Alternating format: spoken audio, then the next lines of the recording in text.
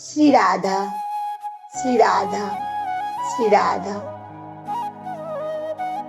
জন্মের পর থেকে প্রতি মুহূর্তেই কিন্তু মানুষের মৃত্যু হতে থাকে।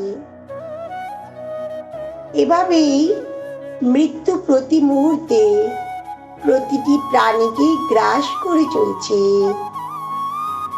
কিন্তু তার শেষ আঘাতকে মৃত্যু বলে সম্বোধন করা হয়। আর এই মৃত্যুই হলেন স্বয়ং কৃষ্ণ।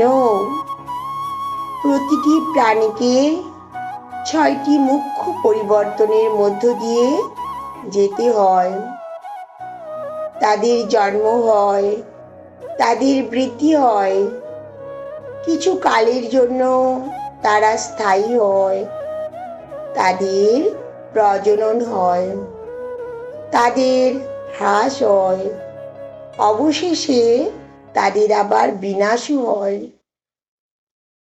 এই সমস্ত পরিবর্তনের মধ্যে প্রথম হচ্ছে গর্ভ থেকে সন্তানের প্রসব, এবং তা হলো এই শ্রীকৃষ্ণেরই শক্তি।